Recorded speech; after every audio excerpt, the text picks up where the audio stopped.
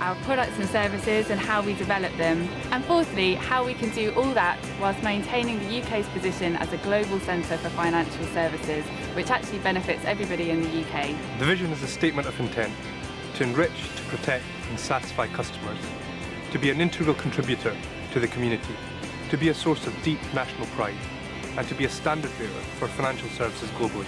To make the vision a reality will require a series of actions starting today. We don't necessarily expect the sector to sign up to our vision word for word, but we do expect our leaders to work towards the general direction of our vision. The Next Generation Vision is 21 people's views on how financial services can play an integral role in the UK's success in the years ahead. A sector fine-tuned to the needs of a new generation of customers and staff. A vision that spans all the elements that make up the industry. And most importantly, theirs is a voice that will be heard in the most senior levels of the financial services. Our ambition is to harness the power of our industry and the talent within it, so that every individual, every business and the nation as a whole can prosper. To make this vision a reality, we need the industry to work through a moral code, with responsible practices built on sound ethics.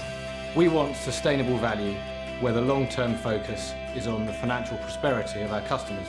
We want the industry to act in partnership with its customers to help them to achieve their goals. Greater transparency in language, behaviour and products. Lifelong financial education embedded in our schools and beyond. And global competitiveness, where together we can be the world's best financial services industry.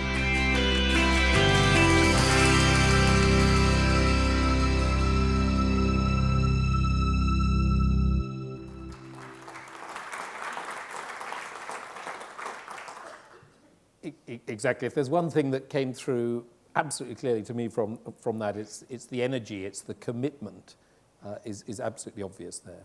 And we'll be hearing from a number of the 21 a little bit later on.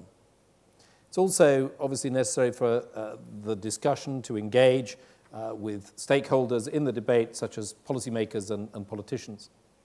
And I think Boris Johnson, the London Mayor, has been vocal, certainly in his support for the value of the sector when he sees it at its best, when it's driving philanthropy, when he's encouraging us also to grow jobs, to underpin the recovery. Equally, he can be a harsh critic when we fall short of that. And so, to my mind, he's an ideal person to comment on the Next Generation Vision.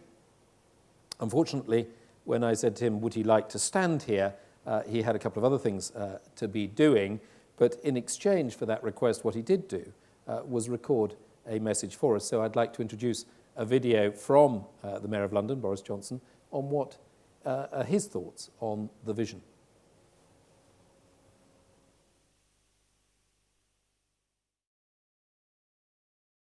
Hi, it's Boris Johnson here. I'm very sorry I can't be with you for the launch of this very, very important initiative by City UK at a time when financial services are under increasing pressure, scrutiny from politicians and the press alike. It's very, very important that we reassert the moral excellence of financial services, how they can do great things for our country and for society as a whole, and how they are very, very important wealth generators for London and for the rest of the UK economy, and how all that can be done in a completely ethical way.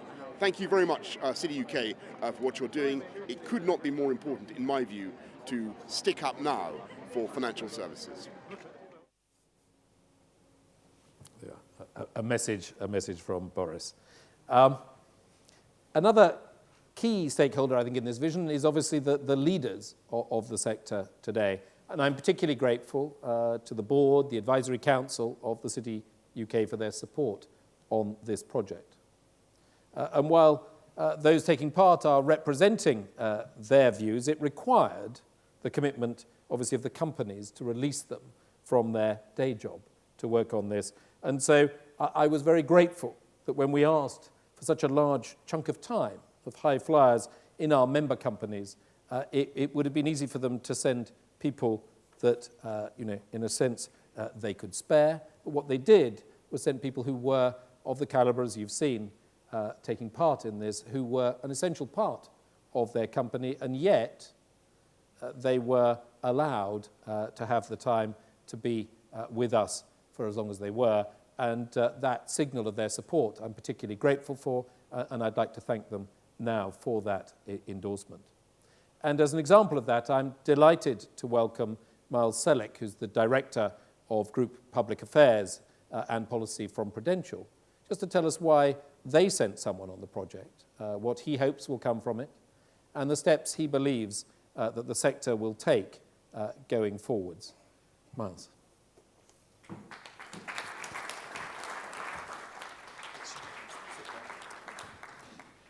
Thanks very much, Stuart, and good afternoon, everyone. Let me start just by complimenting the City UK on the leadership that it's shown in coming up with this fantastic idea and in providing the energy and the time and the resources to drive it forward. I'm a little less keen on the fact that the entire exercise has made me feel rather old. That said, I have absolutely no doubt that Stuart and Chris will be dropping me a line in due course, asking me to join the nearly middle-aged generation Vision project. And I look forward to playing my part in my generation's contribution to financial services. The Next Generation Vision is a brilliant idea that arrives at a crucial moment. At the heart of its achievement is a bold but simple step of doing the right thing, which is asking the people who will lead the sector tomorrow to have a voice in shaping it today. It asks them for ideas that perhaps, we certainly hope, are not as boxed in as can sometimes happen. No doubt through the rest of the afternoon you'll hear a lot more about the breadth of experience and knowledge that went into the programme. It strikes me that we may have inadvertently created something of an unfair advantage in their careers for the people who've taken part in the Next Generation Vision. I certainly look forward to reporting to at least one of them in about 12 months' time. It's been a phenomenal training programme, if nothing else. But the calibre and the depth and breadth of input that's gone into this has been remarkable. And I think it's a terrific testament to the work of the team at the City UK in making this happen. I think it's fair to say that the Next Generation Vision has had all the benefits and all the advantages that one could hope for something that's starting out in life. Prudential is famous for providing us with the man from the Pru. The man from the Pru was more than just a sales and distribution link. They lived in the community. They lived in the community that they served. And normally they were only 1 or 2 roads away from the people who they looked after. These weren't remote figures. They were people who you saw down the pub, living down the same road as you, sending their kids to the same schools as you. Confidence in them was easy. There's a certain reassurance when you give your money to somebody that you know where they live. The man from the Pru was also able to help by knowing the families that they served. They knew when the household salary was arriving, on what particular payday. And famously, they would time their visits to ensure that long-term saving plans didn't fall victim to short-term drinking plans.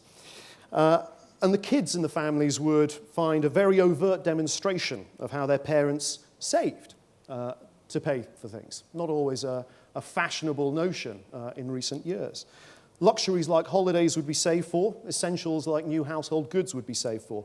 And so these children would learn the value of saving and planning. And the man from the Pru became a familiar figure within that. So it became self-perpetuating within the community. You could say that Pru became part of the natural financial capability training of the time.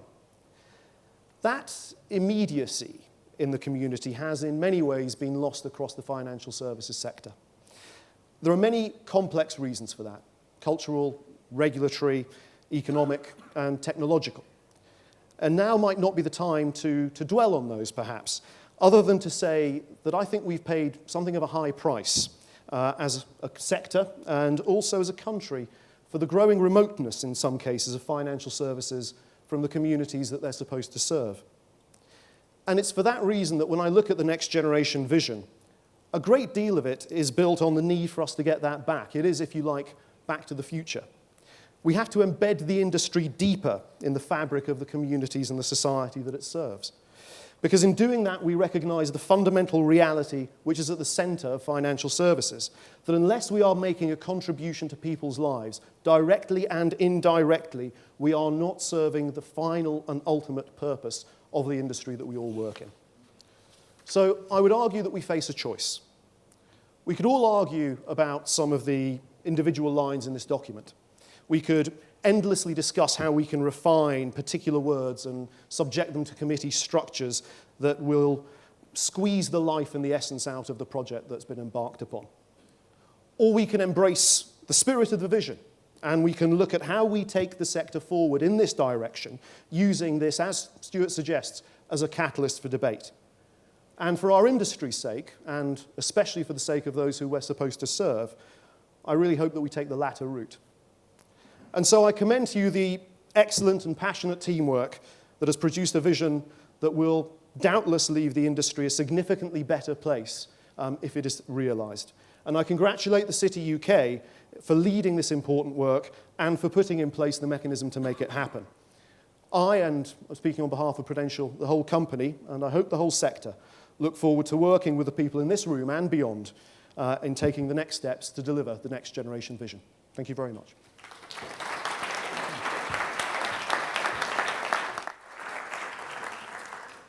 Well, thank you very much indeed. The man from the Pru, I think, is really the representative of the whole sector, so thank you for that. What I'd like to do now is actually introduce you to another group of exemplary representatives of this sector, the Next Generation Vision team.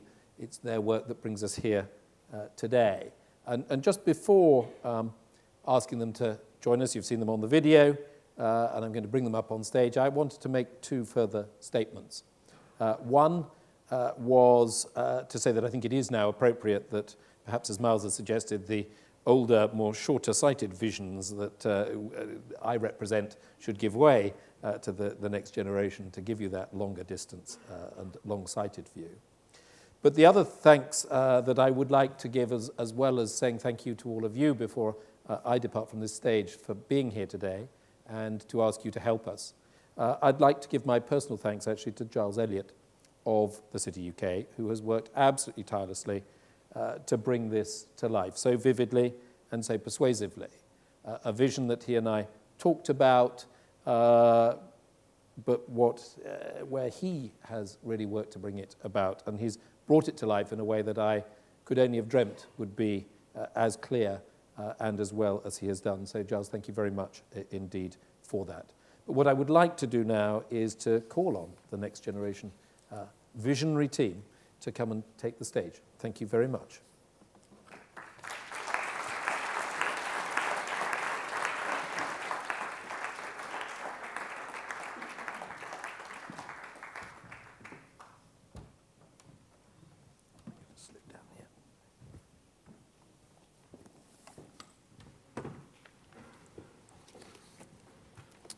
Thank you, Stuart. Our generation has a unique opportunity and a shared duty to shape the future of financial services, restore them to their place at the heart of our society, and strengthen the relationship with the people they serve. All of us on stage believe in the next generation vision because we want to see an industry that is successful, sustainable, and competitive, a part of society, not apart from it, stronger at home and respected abroad. And if our vision is our voice, then today we're saying two things loud and clear. Doing good is just as important as doing well. We need to make money. Our industry must be profitable and successful. But we also need to make a difference. We need to serve our communities as well as our clients. And those on stage have already taken a lead today. They're not just bankers and lawyers and city professionals. They're school governors, charity trustees, and community mentors. And secondly, our market should be free, but never values free. In our families, our workplaces, and our communities, we celebrate people of integrity who work hard, do the right thing, and take responsibility. And if those are the values that guide our daily lives, they should also be the values that guide our economic life. Positive values have always underpinned the life of the city.